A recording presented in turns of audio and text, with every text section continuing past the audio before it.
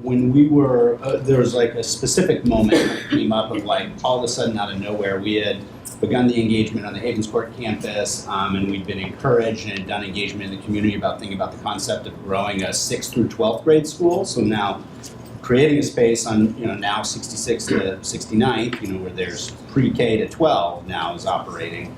And that was, received, this was at a time where on the McClymonds campus, and I don't think we have too many Mac people here today, where there had been a middle school and a high school campus, and there had been some challenges there, right? And so the leadership perspective of that was that's not a good idea, right? But we had done a bunch of engagement and with the community and people being like, where Havensport's situated, it's a ways to get to Castlemont, ways to get to Fremont. That was like, it sits right in the middle of the kind of attendance boundaries. And people were like, I don't want to send my kids out there. If I could have my kids start here and go here, I would be good, right? And that was very clear from families. Families were like, oh no, we're not concerned about the safety thing. We're here. We'll take care of that.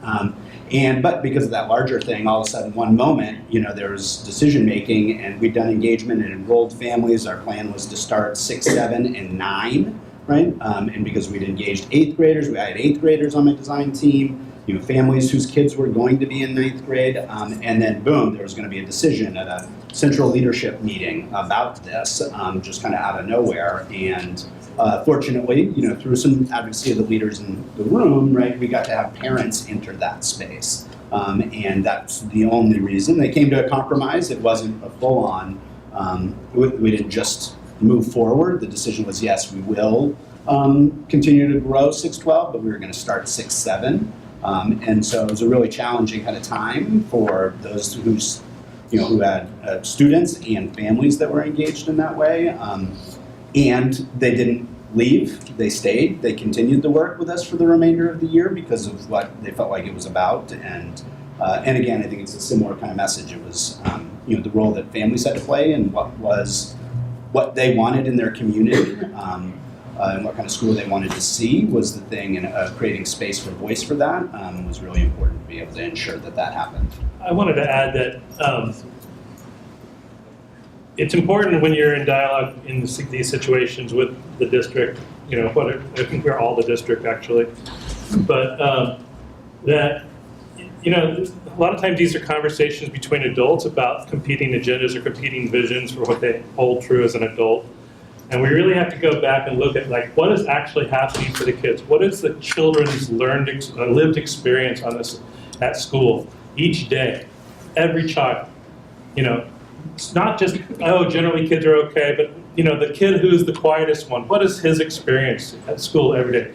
What's the experience of the family that's the least connected to your school? Why are they the least connected? Now, look at that now, because that's what we're trying to change, right? And so, just like Chum and Emma pointed out, it is about the kids' experience, but you sometimes have to put your own agenda as adults backwards a little bit. So, like Chum, we went into Korematsu with a very hands-on vision of what we were going to do, teaching and learning. It wasn't able to be realized in the first couple of years. We had to get back to some really basic foundational literacy and math practices, right? That wasn't part of our vision. And the district had been telling us all along that that's what we needed to include in our original vision. If we had listened and if we hadn't put our own ego so much. So I just would want to say that, we got to make sure that the adults can step back from all of this, take a breath, really look at what's happening to kids at all of these campuses, and make sure that we're going to make it go forward. And just be open for dialogue. Every time something comes up and seems like it's a wall, it's an actual chance, like Chum said, it's a chance to dialogue with the people who are saying that it's a wall and figure out a way over. I have a few things just to answer your question specifically, but sort of more broadly. You have to figure out who are your allies. This is a political process as well as an educational process. And so whether it's OCO and organizing your parents, organizing your teachers, you have to make sure everybody's on board for your mission. Your school board member, your boss, your neighbors in the community. I mean, that everybody has to feel like they want this school to succeed. And I didn't actually, because my school is for the newest newcomers, like people's first day in America, I didn't have a parent base to build off of. So I really relied on community organizations that served immigrants and refugees. And I also, frankly, really relied on allies in the district in different departments to advocate for me and to make those relationships.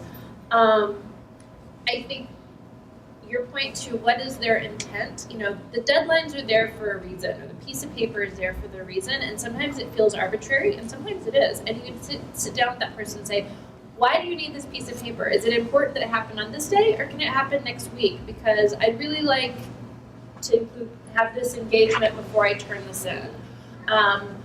Or is the reason you have this piece of paper because you want me to have some sort of particular type of activity, and sort of get into the whys, and then you can figure out how to do it differently and make the process work for you. I suffered from overcoaching from the district. They gave me 4 coaches. I had 3 from the district, and I had 1 from internationals, and I'm like, you people, I need somebody who's going to work for me. Stop coaching me. And I said, can I fire somebody and then take the money and buy books or furniture or something? And I just had a very frank conversation with the district about this. And I was like, you have 3 coaches? That's crazy. Yeah, okay, let's figure this out. And I actually was able to use some of the savings to buy Read 180. So be in dialogue. I also would say be super passionate about your plan, because opening a school is ridiculously hard. And if you feel lukewarm about it, like you didn't go out there and do what you really want to do, you're going to quit. So be passionate about what you're putting forth with the district. And the last thing, and this is actually something that really worries me, and I'm so glad we're having this community engagement, there is a lot of institutional knowledge about lessons learned that is not being organized very well, because we don't have the incubator process anymore and things like that. And so Life Academy made a ton of mistakes. And so having seen them, I'm like, I'm not going to do them with international. I made new ones. And so I feel like there needs to be a process for everybody in this room to learn from the mistakes we made, and also the really smart decisions we made. And so I hope there's more engagements like this, or more forums. So I guess maybe just to build off a little bit, what Carmelita said, and relates somewhat to the question you had. I just wanted to take the opportunity to just share very briefly a couple of the mistakes that we made when we were building the school, as well as some of the seeds for success. So I'm gonna take that opportunity right now. So, big idea was that for us, our school was super parent driven. We had this big vision that I remember getting in a room at OCO and asking the parents that I used to teach, how many of you all want to go to college? They all raised their hand. I said, well, if we keep things the way they are right now, only 1 out of 20 is eligible to go to college at OUSD right now. And they got all mad, and they're saying, like, Mr. Silver, why are you saying that? Why are you being so mean? And I said, well, do you want to do something about it? And they said, yeah. And I said, why don't we create an entire school where the whole vision is to get our kids to college and through? And they got all excited. And that vision, having something like that, is so essential that you can point to during the hard times. That's point number 1. That's a seed of success. Point number 2, you are going to fail a lot. So the question is, are you going to quit? So there were many times, after we had all these 5, the 5 community members, the 5 educators, 5 parents, it was like a glorious day when we were approved, as some of the other people talked about. And then about 2 months later, all my teachers quit. So we were very close to quitting, or to quitting the actual, the Think College Now was so close to not existing. And I remember being on the bus, and I shared this at a school meeting about a couple weeks ago. It was the parents, actually, who had my back. It was the parents. We were going over the bridge, and the first time this parent had actually gone into San Francisco, and she said to me, and I said, Esmeralda, this was a great run, but I think we're gonna call it. She's like, what are you talking about? And I said, well, just all the teachers quit. We can't run the school. And then I remember Hasten Kim, who Emma was talking about. She talked about a parent that told her during the similar time, you can leave, you can quit, but we can't. And that always stuck with me as well. So remembering that from a place of power. Fast forward, there's also a humility element. That's something that I really respect in Chum and a lot of the members from OCO a lot. When we actually were starting the school, I didn't know what I was doing. I did not know how to create a school. I did not know how to be a principal. But it was actually getting the coaching from National Equity Project, which was BASIS at the time, in collaboration with OCO, that really provided a structure for us to be successful. And also, I was the director when our design was approved, but I relegated myself because we were failing to be the co-director. And I invited this guy, David Herrera. I couldn't pay him because we didn't have any money, to move into my house and be the co-director. And I called him the man who's safe in college now. So I was the external guy, and he was the internal guy moving everything forward. So figuring out who are the allies that know more than you do as you go forward. Point number 3. And then as we went forward and we started the school, the 3 specific things that I think we did well was we had this culture of high expectations in college that everybody was bought into. We didn't have that debate around like, well, why are we here? We were clear. There were a lot of things we debated, but it wasn't that. Second is, we had everybody bought in, and we created this culture. We had Playworks, and we had all these different things that were there, and like we were about creating a safe climate and a place that everybody was focused on that big goal. Third is that so we had college, culture, and then community. But there were 3 specific mistakes that we made that I would have done differently. In year 3, I remember walking into the superintendent's office at the time, and I said somewhat arrogantly and said, you know what do you think of our school? And he says, you know what, you got some happy kids, some happy families, but why don't you come back and talk to me when you get some real results? And of course, my first thing is like put up the dukes and get defensive, but he was right. Our kids were achieving at the same levels as the schools that we took them from. That's not why we got in the work. That's not going to get them to and through college. So at that point, we had to make some hard decisions. We had a whole bunch of things that we valued at the school. One of them was bilingual education. And again, there's different perspectives on bilingual education. That's not my point here. But I was a bilingual teacher. I believed in it. But I had to make a strategic decision in partnership with the community that we were going to no longer do bilingual education, in part because we need to achieve outcomes, and the accountability measure that we were going to be assessed on was in English. And we decided to do that. Now, it's one thing to say that, but the other piece that we made a mistake is we never saw excellence in our first year or our second year. We saw some pretty good stuff, my due respect to UPA and our colleagues here. But then we went down to LA, and I'm just going to be very vulnerable here. I always taught, I was in Teach for America, I was assistant principal, I was at Lockwood, all that. I always talked about all kids can learn. I was the guy with the vision, everybody's going to college. I don't believe that I truly believe that black and brown kids could achieve at those high levels until I actually saw it. And when I saw it in Los Angeles, that's when the shift made for me. And I brought my entire team of teachers to see it as well. And that's why we actually said, you know what? There's no excuses. This can be done, and we're going to get it done. So seeing those excellent schools, whether they're in Oakland or whether they're elsewhere, don't create a school about what you feel is right. You got to create what you know is right based on your community, but also based on what has worked in the future.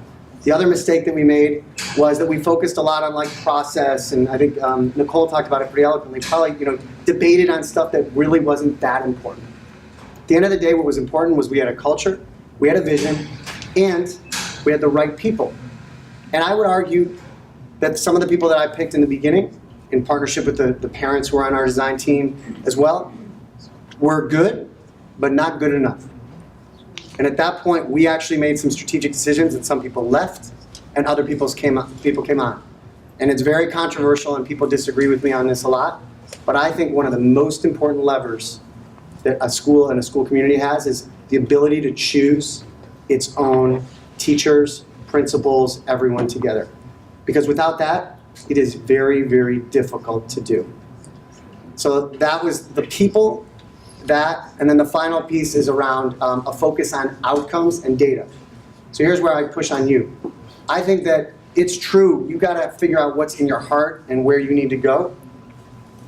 But it's also true that you need to be aligned with what you're held accountable to. We at I think College Now, we're not aligned to it. You know, we thought this or that. But when we realized, look, you're not gonna be given autonomy to just do what you want. The reason is because you have to earn it, because there are real lives and kids at stake. If we had that, like what we've been doing as a community, we don't need to change it, but we do. And so the point I would just say is that focusing on what is the outcomes that work, figuring out what whether you call it the district or the state or whatever, is going to hold you accountable to, and make sure that you're also aligning to your values and vision, but also to that. Because when you have that, then when the parents come to the board meeting, then when the principal says he wants something, they're gonna be heard. But if you don't have that, they're not gonna be heard, and they shouldn't. I just would say that I think there's a dance between bottom up and top down. And that the first schools were all bottom up. So that was a dream, you know, that Emma and Larissa and Hasten had to start Ascend. And Chum had a dream that she developed with her community, right? And those were the bottom up, the first days where we were really reacting to a situation of injustice, of overcrowding, and of neglect, and of lack of investment in flatland schools. Okay, I would say under state administration, it changed and it became top down. I'm not against that. Because some of the best schools we have came from that period under state administration. That's when we had CCPA be developed. That's when we had Greenleaf be developed. That's when we had Korematsu be developed. That was top down. They said, you guys need to change. I think what's really hard though is we need to name that. Because there's something emotional that we have to get past when we've been put on Front Street. Like there's something wrong with us. And then to be able to claim this thing. And I think this is a great event, the idea of the inspiration. Because we have to push a negative to get to a positive. And see this, to be able to come out of that kind of stigmatization of there's something wrong with me. To come to another place where it's like, this is an opportunity and I'm gonna make it be my dream. I'm gonna have a dream and I'm gonna make this dream come true. I feel like that's kind of the challenge in front of us. But I just wanna say that top down is not always bad. And even I would argue that I feel like under state administration, when we had the new school development group and we had a process for selecting principals. So like, you know, Aaron and Charles and Monica were selected through a community process, but it wasn't like a specific school. You know, it wasn't like the way David got selected. You know, or Laura at Life Academy. It was a different way. You know, and so, but those leaders, because of the way the district was acting, district was embodying. So, and that was mainly the work of Jean Wing and Hasten Thomas, you know, and all the people in the incubator, David Montes de Oca, that there were these values that came out of the small schools that got embodied in the incubator, where then the principals that came through and were selected in this big general kind of a process and then got matched to a community, they felt accountable to parents, they felt accountable to a community.